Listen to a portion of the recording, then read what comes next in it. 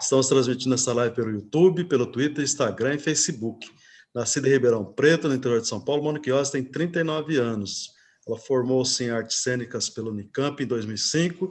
Desde 2006 é atriz de alta qualidade, destacou-se também no CQC da Band, onde permaneceu por 4 anos. Em 2014, ela foi contratada pela TV Globo. Começou como comentarista do BBB, mas logo se firmou em outros programas. Participou da novela Alto Astral. Boa tarde, estamos ao vivo aqui no site da Isto É com Mônica Iose, jornalista, atriz, apresentadora. Entrevistamos ele. Fez também a série de Vade Retro de Tom Ramos com grande sucesso. Em suma, já fez TV, cinema, teatro, programas de internet, etc. Ou seja, é uma mulher multimídia. Olha. Vamos então falar com a Mônica Iose, que aqui ao meu lado para fazer essa live está a competente Camila Surugi. E boa tarde, Mônica, boa tarde, Camila. Boa tarde, pessoal. Obrigada pelo convite. Boa tarde para todo mundo que está aqui acompanhando a gente. É um prazer. Boa tarde, Germano. Boa tarde, Mônica. Boa tarde, todo mundo que está aqui acompanhando essa live com a gente. Seja muito bem-vinda, Mônica. Obrigada. A Camila, então, vai fazer a primeira pergunta. Exato. Vamos começar falando o seguinte. Todo mundo te conheceu, basicamente, graças ao CQC, né? Mas você começou a sua carreira como atriz. O que te levou a topar aquele desafio de participar daquele concurso do CQC? Porque foi um concurso, né, que você entrou. Você já gostava de jornalismo? Você já tinha um pezinho na política? Ou foi simplesmente assim, quero entrar na televisão e preciso achar uma forma de conseguir isso? Olha, que engraçado, né? Assim, antes de mais nada, muito obrigada pela apresentação. Fiquei muito feliz. Mas tem uma coisa que eu não me sinto, tem uma coisa que eu não me sinto à vontade, que eu vou falar aqui. Eu não me considero uma jornalista. Eu sei que... Aliás, isso mudou? Ou ainda porque precisava do diploma, depois deixou de precisar do diploma? Nem sei como está aí. Porque, na verdade... Não precisa mais, né? Aqui, por exemplo, na Isto É, a gente pede diploma, mas também não é uma exigência que todo mundo... Uma exigência, né? Não. Eu sou uma curiosa, eu sou uma entusiasta do jornalismo. O CQC acabou me aproximando disso, mas eu não atrevo a dizer que eu sou jornalista, porque é uma profissão que eu respeito muito. Mas essa minha vontade de entrar na televisão, nossa, foi uma coisa assim, então, acho que tudo na minha vida é meio fora da curva, né? Assim, eu fiz faculdade de artes cênicas, como vocês disseram, me formei com uma tragédia grega, Ifigênia em Aulis. E aí eu estava trabalhando com teatro aqui em São Paulo, eu vendia livros também numa livraria para conseguir me manter, e eu adorava o CQC, eu era fã do programa, porque eu sempre me interessei muito por política, e eu achava a cobertura que os meninos faziam audaciosa, fora do comum. E aí um dia uma amiga minha me falou, olha, tá tendo concurso tal, eu falei, nossa, mas não, concurso de televisão, imagina, já é tudo combinado, ninguém...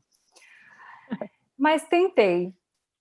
Falei para o meu primo, que morava em Ribeirão. Nessa época, eu tinha voltado para Ribeirão, eu estava estudando para prestar mestrado na Unicamp. Aí apareceu, fizemos um dia de brincadeira nas ruas de Ribeirão, filmando, fazendo coisas parecidas com o que eram feitas no CQC. E mandei, mas sem pretensão nenhuma. Porque a gente realmente acredita que as coisas na televisão já são tudo pré-combinadas, né? E aí eu passei... Todo mundo acha. E aí eu passei, e quando eu passei, eu não acreditei muito. Mas eu fiquei feliz, eu falei, que legal, vou conhecer os bastidores da televisão, interessante. E a coisa foi indo, foram 3 meses de um processo, né, do concurso. E aí eu ganhei, fiquei um pouco ali sem entender o que tinha acontecido. Então, não teve essa escolha, assim, tão perfeitinha, tão racional, de, eu vou fazer isso, por mais que não dialogue muito com o teatro, com a minha escolha de atriz, mas eu quero entrar na televisão. Não teve esse momento de pensar muito sobre isso, sabe? Quando eu vi, já estava acontecendo. E é claro que me ajudou demais, quer dizer, assim que eu saí do CQC... O Jorge Fernando, nosso querido saudoso diretor, me chamou para fazer uma novela na Globo. E era muito engraçado, que quando ele me encontrou, ele falou, menina, você não sabe, mas você é atriz. A gente vai trabalhar junto um dia.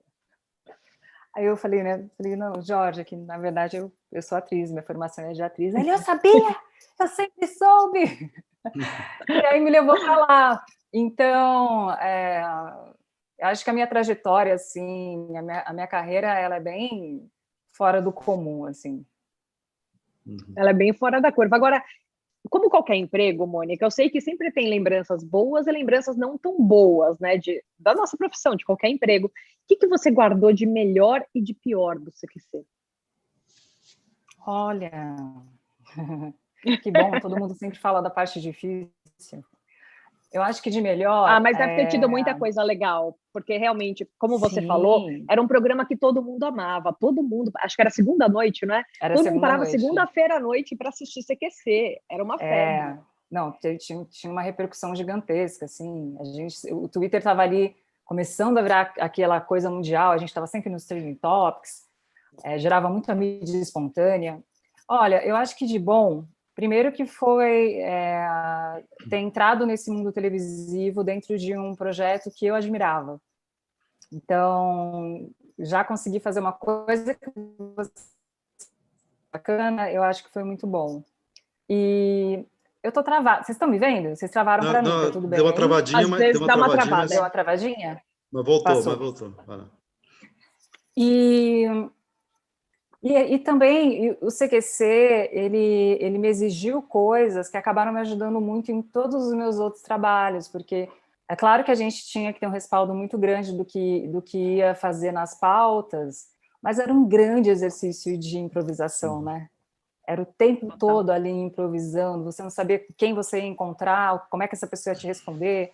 Então, foi um grande exercício. Eu fiz amigos para a vida toda. Rafael Cortez é um irmão meu hoje em dia. Eu sou muito amiga do Felipe Androli, do Marco Luque, então eu trago amigos para minha vida, que são essenciais, assim. Era divertido. Muitas vezes os bastidores eram muito divertido, a gente na van indo para as matérias. E me apresentou um mundo novo, né? Um trabalho que eu nunca tinha imaginado fazer. Eu nunca tinha pensado em trabalhar nem como repórter, nem como humor. E, de repente, eu me vi fazendo essas duas coisas. Nem humor? Não é engraçado? Gente, falando em humor... Desculpa, Germano. Você está se preparando agora, né? Juntando humor e política, acho que você está se preparando para fazer um programa novo aí no Canal Brasil, não é isso? Exato. E qual vai ser a pegada desse programa? Você vai comentar política, você vai fazer debate sobre os problemas ou vai também ter o seu costumeiro bom humor? Como é que vai ser esse programa? Assim, esse programa é uma coisa que eu tenho vontade de fazer há bastante tempo. Porque eu sempre gostei muito de política, mas depois que eu entrei no CQC, você tendo essa troca direta com as pessoas na rua, com o grande advento das redes sociais, eu comecei a entender que, primeiro que assim, a maioria das pessoas já tem um olhar da política de eu odeio política. Política não se discute. E também de perceber que às vezes as pessoas nem lembravam que elas tinham votado na última eleição, né? É como se a gente se virasse para pensar sobre a política só no ano eleitoral. E depois também elege o cara e deixa lá. E eu comecei a entender que talvez essa falta de interesse tenha a ver com o fato da gente não entender muito bem os mecanismos do mundo político, né? A gente, quem sabe realmente qual a diferença dos três poderes, o que faz um deputado, o que faz um vereador, o que faz um presidente, qual que é a importância da gente ter os três poderes independentes, quais são os regimes, quer dizer, o que leva à corrupção, qual é o papel da mídia na política, acho que tudo isso é um grande mistério para a maioria das pessoas. Então, a minha vontade com o programa primeiro, é um programa completamente apartidário. A ideia não é a gente ficar discutindo muito o cenário político atual. A ideia é a gente apresentar a política para as pessoas de uma maneira instigante, divertida, curiosa, que seja didático, sem ser chato, sem ser um tom professoral tedioso. E são 3 episódios, e esses 3 episódios, o primeiro a gente já começa com o que é política. E a ideia do programa cada episódio a gente vai explorando a política através de um viés diferente. Então, a política e religião, política e mídia, regimes políticos. E a gente vai trazer muita gente interessante para dar entrevistas. A gente vai falar com o povo na rua, acho que isso vai ser muito legal. A minha vontade era sair na rua para falar com as pessoas, mas por conta da pandemia não vai ser possível. Então, a gente vai abrir um canal nas minhas redes sociais, nas redes sociais do Canal Brasil, para receber perguntas de qualquer pessoa, de qualquer lugar do Brasil. Então, o programa vai ser feito por mim, pelo público, de maneira geral, e por gente muito inteligente, muito interessante, e a ideia é que seja dinâmico. Então, a gente vai ter historiadores, a gente vai ter ex-políticos, a gente vai ter celebridades, a gente vai ter o povo da rua. Então, é para fazer uma coisa dinâmica para as pessoas se interessarem mais por política. Essa é a minha esperança, sabe? Se você Mas são só entende 3 melhor como episódios? funciona, 13. Ah, 13. 13. E está sendo muito legal. Eu chamei quando eu pensei no programa, e aí eu e o diretor, a gente, com quem a gente queria trabalhar? E aí tem um jornalista que eu admiro muito, que era da Folha, o Rodrigo Vizeu, que ele fez um podcast incrível chamado Presidente. Ele faz um resumo ótimo da vida dos presidentes. E aí eu chamei o Rodrigo Vizeu para fazer o roteiro com a gente, e direção do André Barcinski, Ana Francisco também fazendo o roteiro. Estamos caminhando, acho que vai ficar bem legal. Com certeza vai, eu tenho certeza, porque acho que essa essência da política falta de fato para o povo brasileiro. Acho que as pessoas, é exatamente o que você falou, elas não gostam porque elas não entendem. E cá entre nós, às vezes rola aquela preguicinha de entender, porque vira o fla-flu de sempre, então você não consegue encontrar alguém sem nenhum tipo de viés, alguém de fato só para explicar. Então, e também eu acho que a gente vive momentos de que todo mundo tem opinião sobre tudo, mas nem todo mundo entende exatamente do que está falando, né? Você vai de uma orelhada aqui, uma orelhada ali, e já sai se colocando, de repente vai ver, já comprou briga com a família inteira, e às vezes você comprou briga com a família inteira porque você não entendeu como o negócio funciona, acreditou numa fake news e pum, pronto, bomba lançada. É bem isso. Agora, pelo visto, você sempre gostou de política e sempre teve um pezinho ali na política. De que forma que isso te moldou como profissional, Mônica?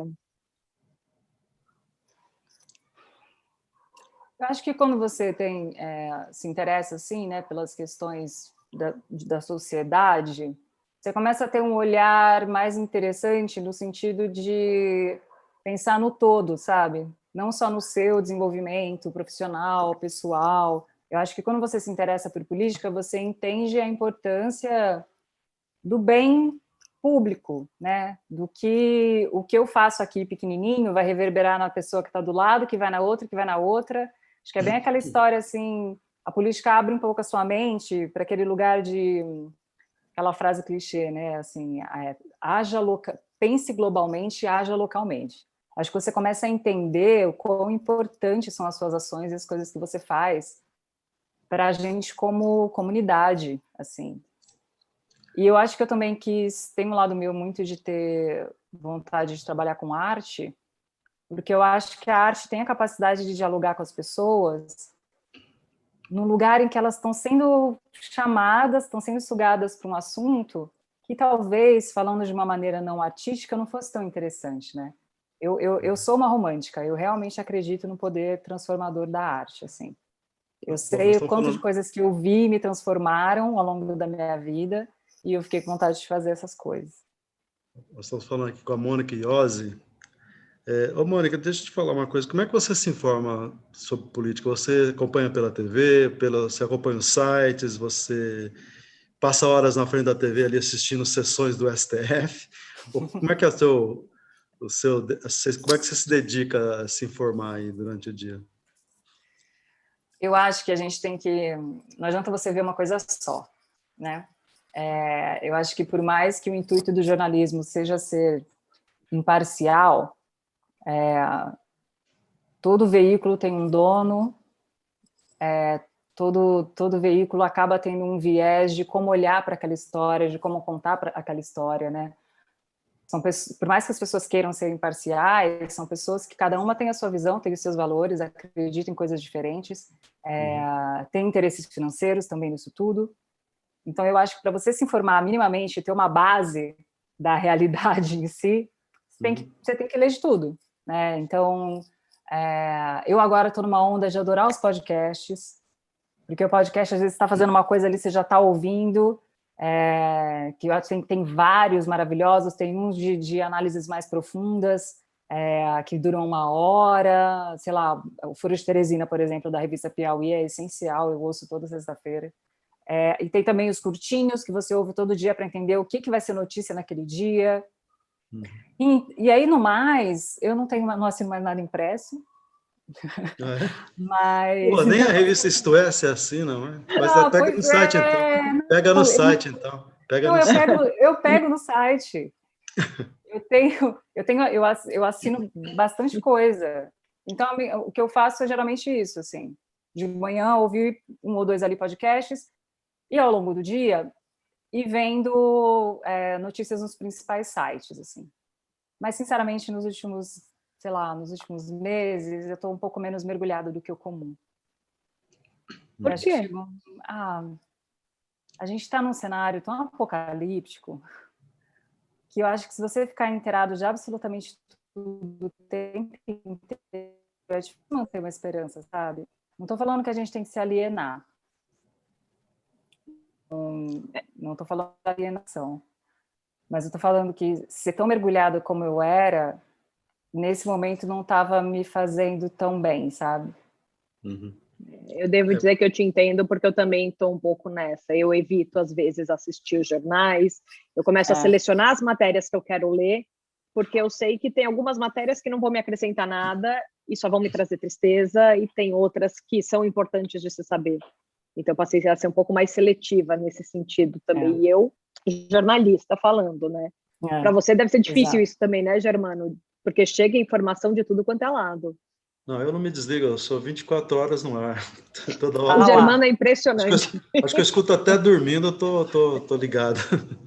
Pelo amor de Deus, Germano, você vai desenvolver uma gastrite, Germano. Não, Ele já superei essa fase, já não pego mais nada. Agora, Mônica, vamos então para um assunto um pouco mais leve. Depois do CQC, você acabou ganhando um grande espaço nas novelas da Globo e no entretenimento da Globo, né? Que cá entre nós é o sonho, assim, para grande parte dos atores, atrizes. Assim, é a essência, é a nata do entretenimento. Você se realizou como atriz? Você planejou fazer algum programa no estilo do video show, participar de alguma coisa no estilo do BBB?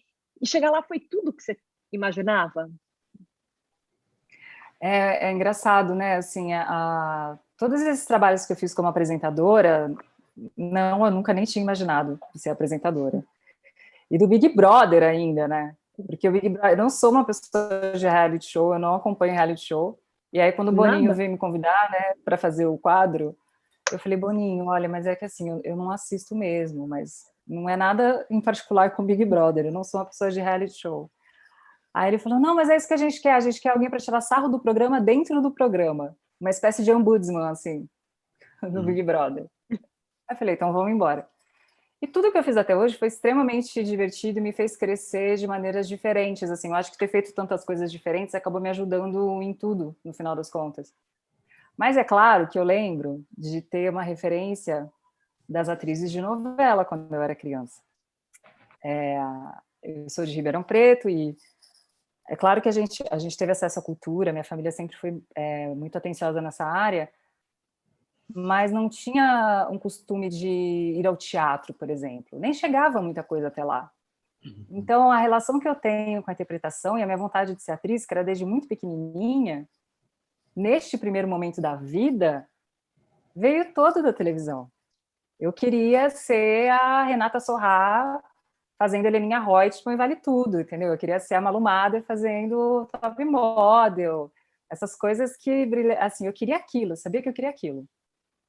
Então, quando eu fui fazer agora essa última novela, que foi A Dona do Pedaço, fazer uma personagem chamada Kim, eu lembro que o público começou a responder muito bem a personagem, e o legal das redes sociais é que você tem uma resposta tão direta, né? E a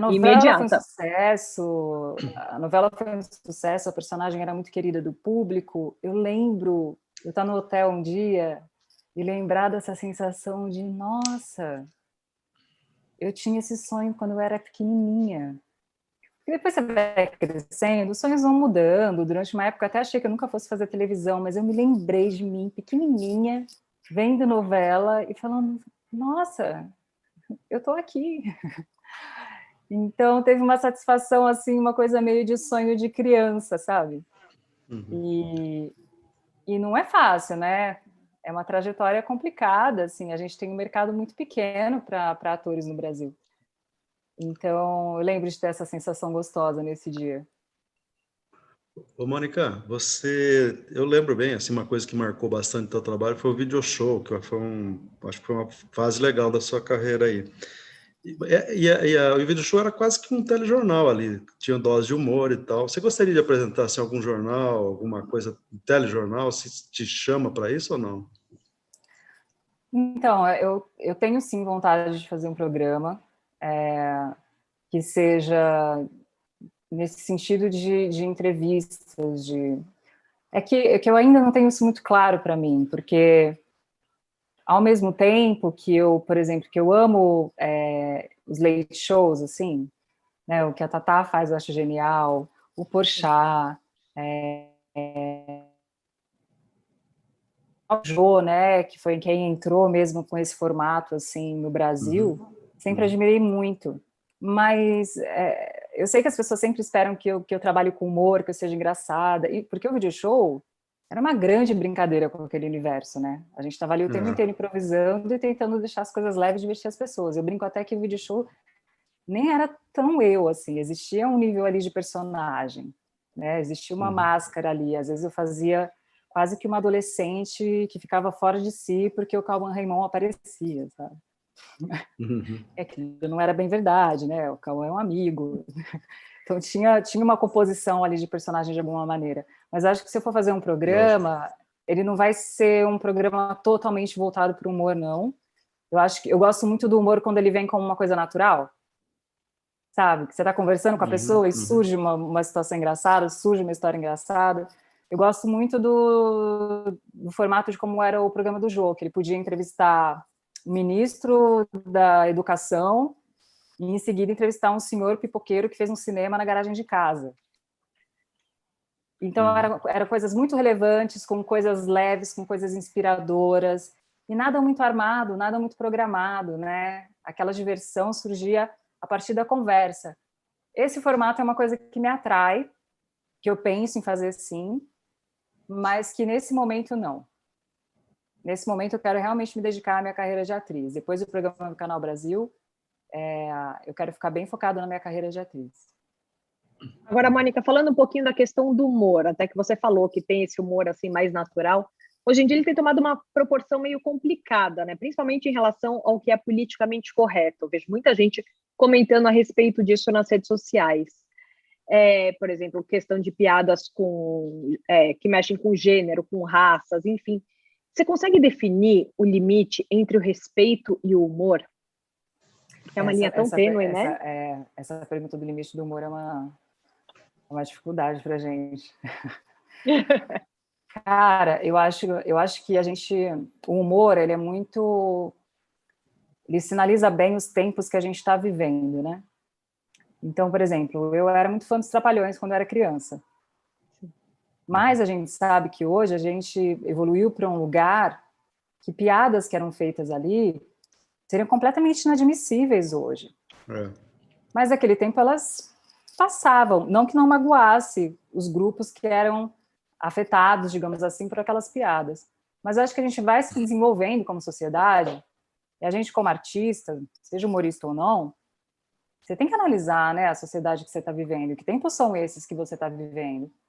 Então, se a gente, ainda bem, está começando a alcançar esse lugar de que não é legal segregar, de que não é legal ter preconceito, por que o humor também não tem que abraçar isso, né?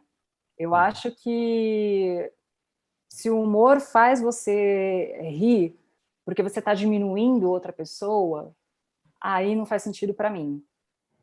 Eu acho que o limite é esse. Mas também acaba sendo uma coisa, às vezes, um pouco subjetiva, né? Porque, sei lá, eu sou uma pessoa que eu trabalho muito para não ser preconceituosa em nenhum sentido. Mas eu não sei se todo mundo... Tentando, às vezes, a gente ainda é, né? Uhum. Então, se depender muito do bom senso de cada um, tem gente até hoje que faz piadas terríveis e que tem público para isso. Mas eu acho que é um movimento que não vai retroceder. Eu acho que o humor é uma coisa de vamos todos nós rir juntos. Ou então, se for para criticar alguém, então, sei lá, vamos criticar o político corrupto, entendeu? Não a menina gorda, não a pessoa que vem de algum lugar do Nordeste. Isso não faz o menor sentido. Uhum. Ô, Mônica, falando em faz sentido, eu queria saber a sua opinião sobre essa pandemia aí. Nós estamos chegando, passando de 325 mil mortos e cada dia uma tragédia, todo mundo apreensivo. Como é que essa tragédia está mexendo com a sua vida e como é que você está afetando você? Nossa, eu queria muito ser essas pessoas iluminadas que conseguem desenvolver toda uma rotina e cuidar das suas energias e está sendo bem difícil para mim. Eu tenho, inclusive, até falado sobre isso nas redes sociais, porque a rede social também faz com que a gente sempre tente parecer que tá tudo legal, nossa, como eu sou linda, olha esse lugar. E de vez em quando eu falo, gente, tá difícil, né? Como vocês estão? Gente, eu tô sumida porque eu não tô tendo inspiração para postar. E então tá realmente me afetando muito, assim. Outro dia eu tenho um grupo de amigas no WhatsApp e aí uma delas falou, nossa, gente, tá muito difícil, né? Tá muito pesado. Eu tento me manter ativa, com energia positiva. Mas eu falei, cara, eu acho que às vezes a gente também tem que entender a gravidade do que a gente está vivendo e parar de tentar ficar pregando para os outros uma positividade que chega a ser até tóxica, entendeu? Uhum. Então vamos fazer o seguinte, já estamos encarando uma hecatombe, um apocalipse zumbi.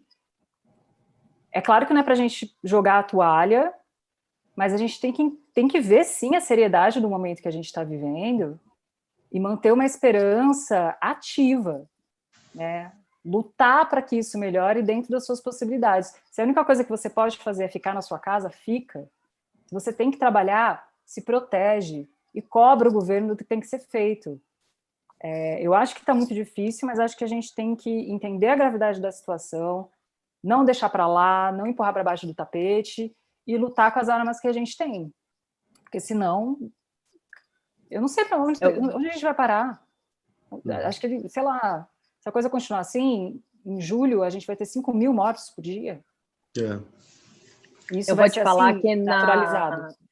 na semana passada eu vi um vídeo da Rafa Brites falando sobre o Adoro, Rafa. homeschooling. A Rafa é sensacional. E eu chorei aqui em casa, chorei assim compulsivamente, porque eu tenho um filho de 12 anos e eu sou uma pessoa que está sofrendo absurdamente com o homeschooling, porque você se sente a pior mãe do mundo, porque você não dá conta de fazer a lição, porque você... E de repente você ouvir alguém olhando e falando assim, tira esse peso de cima de você, porque não é só você, tá todo mundo assim. Em um mundo onde as redes sociais estão sempre mostrando o melhor de todo mundo, é um calor no coração, sabe? Ó, só de falar, juro, eu fiquei inteira arrepiada.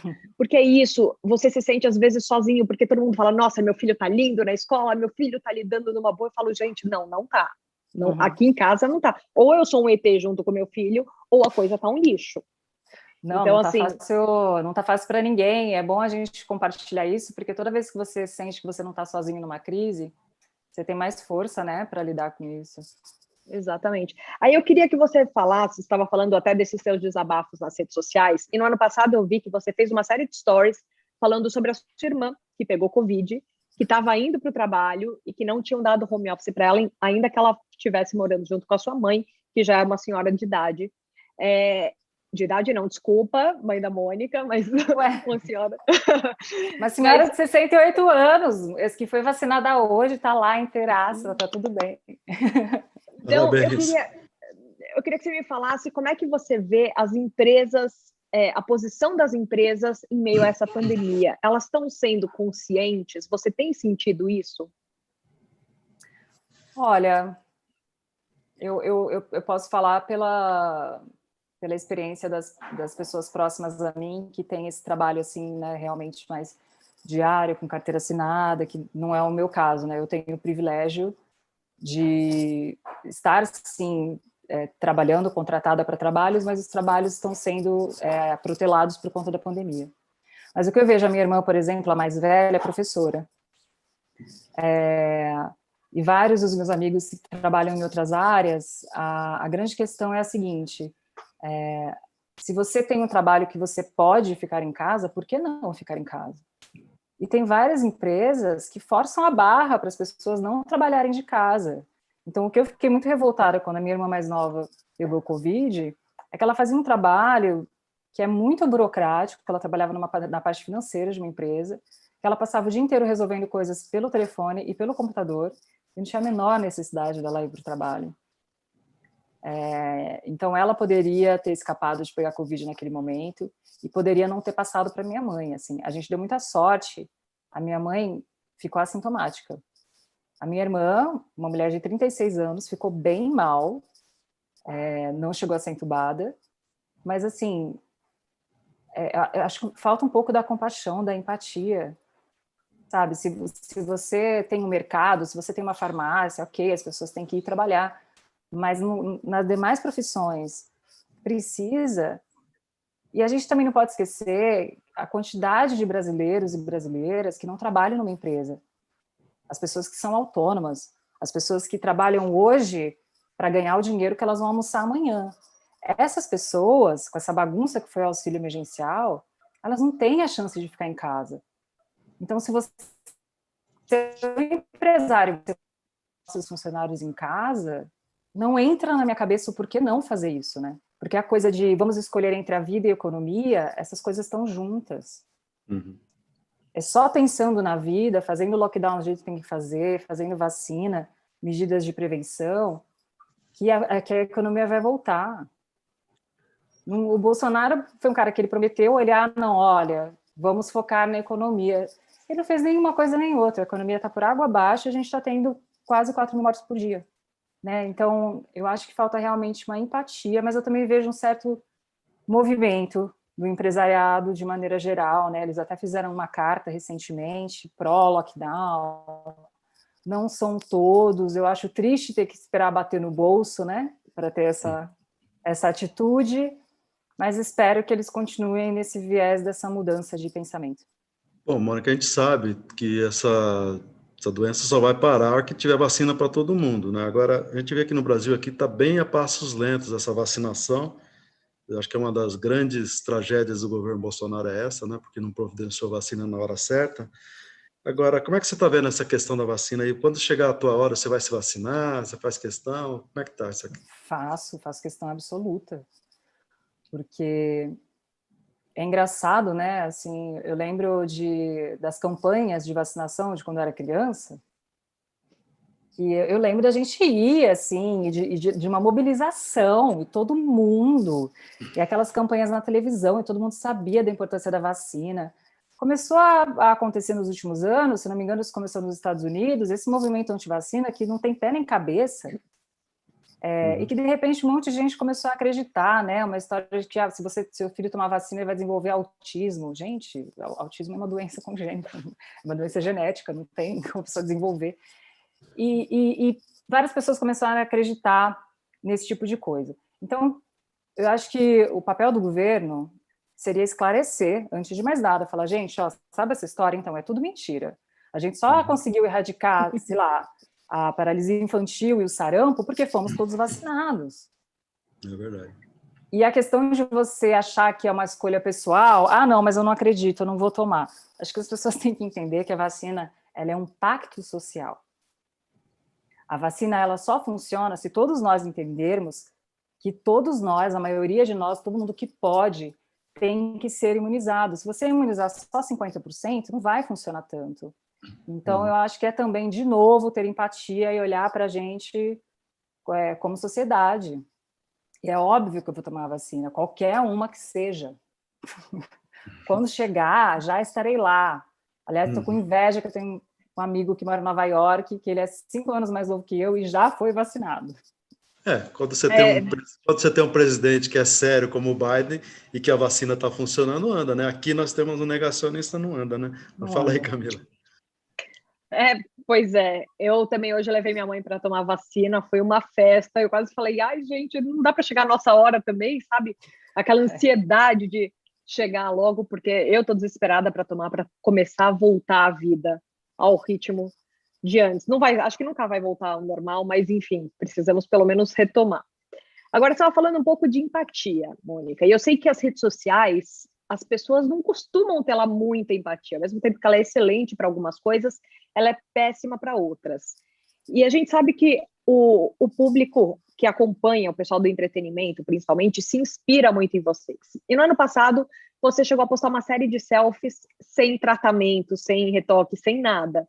Eu lembro que você até brincou, falando assim, pode ser que amanhã eu me arrependa e fique assim, à mercê do julgamento das pessoas e apague essa foto daqui. Mas a gente sabe que, na verdade, deve ter sido difícil para você, não acredito que tenha sido fácil. Porque mas, apesar de tudo, você parece uma pessoa super segura de si. Assim, uma pessoa que não se afeta por esse tipo de comentário. Queria saber como é que foi para você, foi realmente tranquilo, do tipo, postei, tá tudo certo e vou lidar com isso numa boa? E como é que você vê esse padrão de beleza inalcançável que às vezes é colocado na internet, que as crianças e os adolescentes tentam seguir e nunca conseguem e vivem se frustrando eternamente? Eu acho que talvez eu passe essa sensação de segurança, mas ela não está comigo o tempo inteiro, não. Eu acho que, como qualquer outra pessoa, eu sinto, sim, essa pressão. E acho que quando você trabalha também falando para o grande público, né, essa pressão, ela vai lá nos pícaros da glória. Mas eu acho que a gente tem que... Por que eu fiz esses posts dessa vez? Eu me lembro que eu queria fazer um story contando alguma coisa, não me lembro o que era. Eu tinha trabalhado o dia inteiro, tomei banho, e aí eu ia fazer, e eu tava com uma carinha um pouco abatida. E eu falei, nossa, não, eu não vou fazer. Aí eu falei, cara, eu quero fazer. Eu quero falar sobre isso com essas pessoas agora. Jura que eu não vou falar porque eu acho que eu tô um pouco abatida? E aí eu respirei fundo e falei, vamos lá. Porque senão a gente começa a se acostumar como se a vida fossem os filtros, né? E é claro que eu uso filtro, mas está acontecendo um fenômeno muito estranho, eu estava lendo uma matéria sobre isso outro dia, de pessoas cada vez mais jovens, aliás, muitos adolescentes, chegam no cirurgião plástico com a sua foto no filtro e falam, eu quero ficar igual ao meu filtro. Então, assim, você começa a querer colocar as pessoas todas exatamente no mesmo padrão, e às vezes os algoritmos das redes sociais, os filtros, trabalham para isso, né? Os filtros, de maneira geral, deixam o nariz das pessoas mais fino, clareiam a pele, aumentam os olhos, aumentam os lábios. Então vai ficando uma padronização que você vai até perdendo um pouco a identidade, né? E eu acho muito estranho, porque aí essa aparência padrão, seja do rosto ou do corpo, primeiro que essa aparência padrão do rosto, essa coisa da harmonização facial exagerada, é um rosto que não é normal, né? Uhum. Nenhum ser humano tem o rosto daquele jeito. Nem Angelina Jolie tem o rosto daquele jeito. Esse é um rosto fabricado, que falaram, ó, bonito é ser isso aqui, ó, bonito é você ter um maxilar quadrado, nariz pequeno, boca grande, olho grande, isso aqui marcado, não sei o que, e vai todo mundo virando uma espécie de boneco Ken da Barbie. E sobre o corpo, o que é dito padrão de beleza são os corpos mais fora do padrão do mundo. Quantas mulheres têm, de maneira natural, o corpo da Gisele Bündchen? Como é que você pode exigir que a maioria das pessoas tenha um corpo que, sei lá, 0,1% da população tem? E isso também dá muito dinheiro, né? Porque aí cirurgia plástica vende lá em cima, produtos de beleza vende lá em cima, nós mulheres, então... Tipo, quantos cremes você usa, Germano? Eu, creme? Uso não, para falar que eu não uso nada, eu uso um perfume sempre, né? Olha lá. Uso creme de barbear. Olha lá. Uma loçãozinha pós-barba de vez em quando. Ali um filtro solar e olha lá, né? Não, se entrar no meu banheiro, eu tenho um creme e um sabonete para cada parte do meu corpo. Poxa, por isso que você é bonita, né? 3 para o cabelo. Então, assim, é claro que eu gosto de ser vaidosa e me cuido sim. Eu já pensei várias vezes em fazer intervenções. Talvez eu faça um dia, mas eu tento me segurar o máximo que eu posso. Eu tenho que ter claro para mim que eu estou fazendo isso por mim, não por outras pessoas.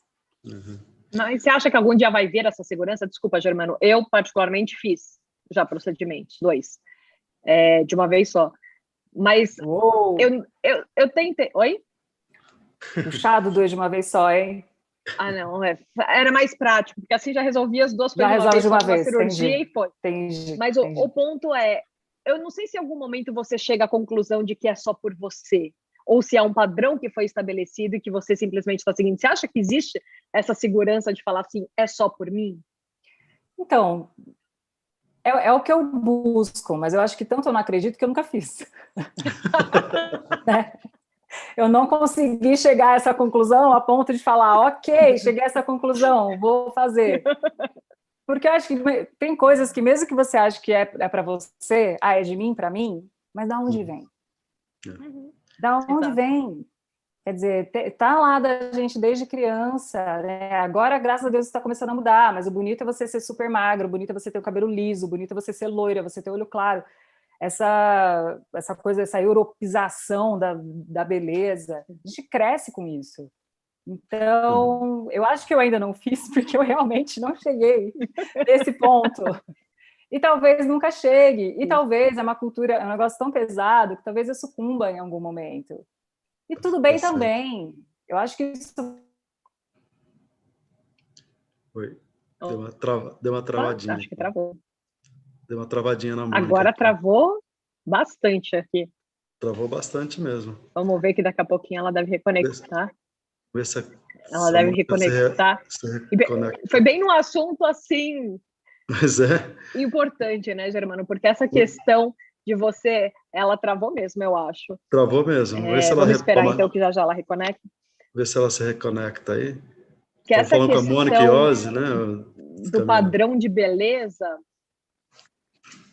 Então, Germano, essa questão que a Mônica trouxe para a gente, do padrão de beleza, dos padrões que são estabelecidos para a gente, é uma coisa de fato muito cruel, sabe? As pessoas, as crianças, os adolescentes ficam de olho na internet, ficam vendo o que está acontecendo, veem as pessoas que eles idolatram, lá com um corpão, com um filtro bacana, e de repente esperam atingir aquilo na vida real, e nem sempre é possível, por mais que você se esforce, por mais que você vai, isso que ela brincou da história dos cremes, é muito real, meu banheiro tem 1 milhão de cremes.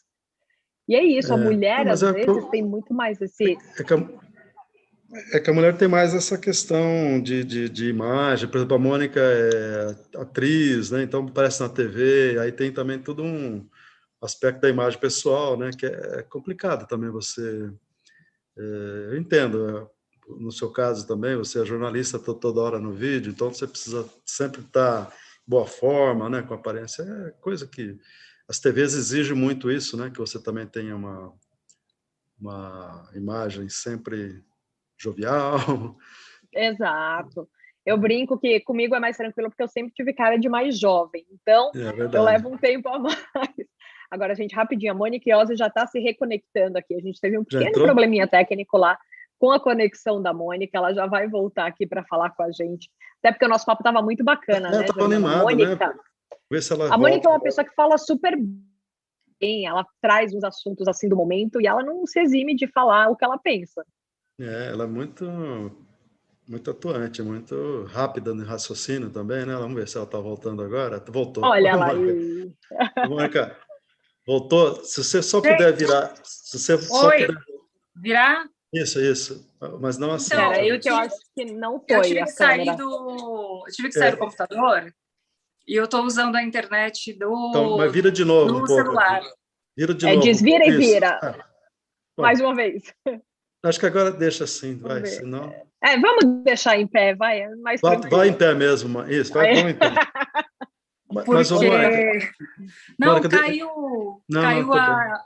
caiu a energia aqui, caiu a internet, e aí ainda bem que a gente tem a internet da operadora de celular, né? Que bom. Mônica, nós estamos falando com a Mônica Iose, atriz da TV Globo, então eu queria te fazer uma pergunta, Mônica. As pessoas hoje em dia, com a pandemia e com tudo mais, estão ficando um pouco desanimadas, a gente já mostrou isso. Estão ficando um pouco desanimadas, e principalmente sobre a falta de perspectiva para o futuro e tal. Como é que isso está acontecendo no meio artístico? As novelas não estão sendo gravadas, muitos programas não estão acontecendo. Como é que está isso no meio artístico, essa ansiedade das pessoas aí? Eu sinto que a gente que trabalha no audiovisual e é contratado, a gente tem uma tranquilidade, né? Por mais que os projetos ainda estejam sendo protelados, vamos fazer mais para frente, vamos ver como é que a coisa funciona, mas a gente ainda tem essa segurança. Só que nós somos um número muito pequeno comparado aos artistas que existem no Brasil, né? Poucas pessoas têm esse lugar de tranquilidade de estar contratado. Sem contar os artistas que não trabalham no audiovisual, que são a maioria. Atores, músicos, produtores, enfim. Então, está todo mundo muito, muito reticente, muito preocupado. Teve lá, né, a lei Aldir Blanc, mas tem gente que não consegue receber por uma série de motivos, às vezes sai, às vezes não sai. Vira e mexe, a gente faz alguma vaquinha para ajudar um grupo determinado. Vamos ajudar os técnicos do teatro, vamos ajudar os músicos. Mas como a nossa profissão depende do público, é muito complicado. Para quem faz teatro, para quem faz show, para quem... como é que você sobrevive? Assim, o número de artistas que tem esse privilégio que eu tenho e alguns amigos têm é muito pequeno. Então, se a coisa não começar a mudar muito rapidamente, essas pessoas que já estão passando por dificuldades, elas vão chegar num lugar que não tem saída. Tá bem Agora, nesse preocupante. período, deu para desenvolver novos projetos ou tem sido uma fase mais complicada para você? Deu para desenvolver novos projetos. Eu estou falando com vocês vão ver um pouco da minha casa, porque eu acabei de ver que agora eu mudei para o celular e o celular está com a bateria acabando. Coisas do ao vivo, você sabe bem como é, né, Mônica? Não é uma alegria? Enfim, vou botar aqui o carregador. Deu sim para desenvolver novos projetos, mas é que também eu já estava com projetos em vista. O programa do Canal Brasil, a gente já estava planejando e a gente já ia começar a fazer, já sabíamos antes da pandemia. Então, o que a gente fez é que a gente teve que ir postergando. Eu também vou fazer uma série num canal de streaming que eu ainda não posso falar da Amadores. Eu sei, eu queria muito falar. Não spoiler. Um spoilerzinho, vai. Mas eu não posso. Inclusive, antes daqui da nossa entrevista, eu estava até em reunião com o diretor. Então, esses projetos já estavam engatilhados. Mas tem muita gente que não estava com coisa engatilhada, ou que estava e foi cancelada por algum motivo, que começou a desenvolver projetos muito legais. A quantidade de peças interessantes que eu vi online. Então, assim, o artista ele vai se virando, né? Ele vai se virando. E eu estou fazendo tudo que eu posso agora, trabalhando roteiro, tudo de casa.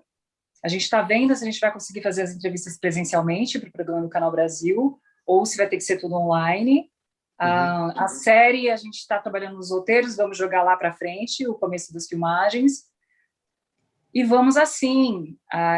Agora, eu acho que por mais que os artistas eles saibam se adaptar, tem um limite. Então, nós somos um grupo que precisa ser olhado, sabe? Mônica, eu vi até recentemente, até a Alessandra Negrini fez uma peça de teatro pela internet, tem muita gente fazendo isso que você falou aí. E você, especificamente, você quer também fazer coisas na internet? Eu lembro que o Otaviano, que é seu parceiro lá de video show, está fazendo coisas na internet também. Você acha que você pode ser um filão para você pegar aí?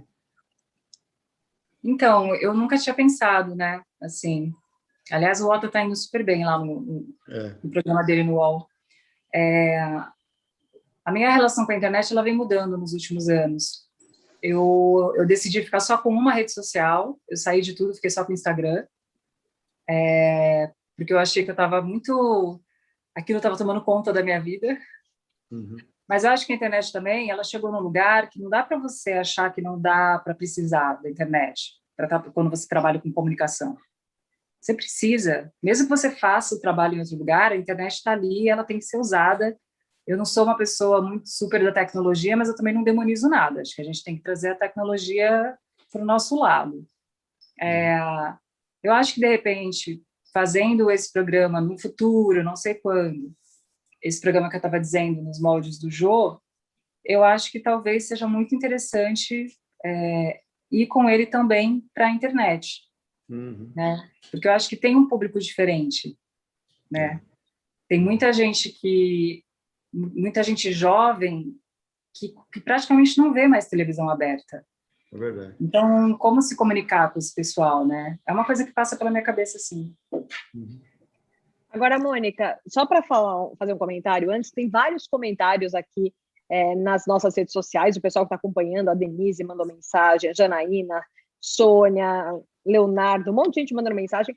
Engraçadamente, muita gente ainda trazendo para o lado da política, né? Porque Mônica ainda é associada a essa questão de política. Mas mais do que política, você também traz muitos temas sobre feminismo, que eu acho uma pauta de extrema relevância hoje em dia. Só que ainda encontra muita resistência e muito preconceito. O que significa para você ser feminista? Eu acho que o feminismo tem uma questão no feminismo que dialoga um pouco com aquilo que a gente estava falando de política. De que talvez muita gente torça o nariz porque não sabe exatamente o que é.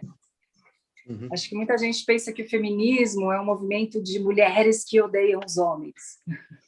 Ou então que o feminismo é o contrário de machismo, por exemplo.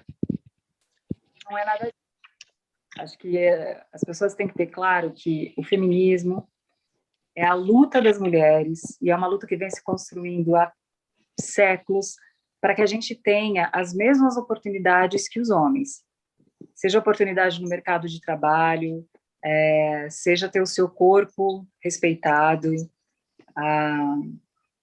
Eu sempre falo que nem sou eu que digo isso, mas uma frase que eu gosto, que é: o feminismo nunca matou nenhum homem. O machismo mata mulheres todos os dias.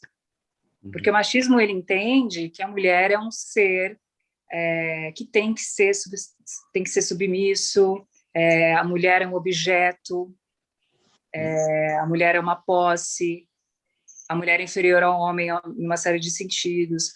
A luta do feminismo é para mudar tudo isso. E mudar tudo isso as mulheres têm a mesma oportunidade de estudar. Se as mulheres têm o mesmo cargo que um homem, por que elas não têm o mesmo salário? Isso acontece. E a quantidade de mulheres que morre, que é assassinada, simplesmente porque, de repente, quis terminar uma relação. Tem aquela história, né, assim, que os homens falam: minha ex era uma louca, ela fez isso, isso, isso. A gente fala: que sorte, porque se meu ex for um louco, ele me mata. Então, é sobre tudo isso. E o machismo também afeta muitos homens, e a gente fala pouco sobre isso, né? Tem um dado que a maioria dos suicídios na fase jovem, né, assim, adolescente, a maioria de meninos. Por que será? Menino não pode chorar, menino não pode falar sobre o que sente, né?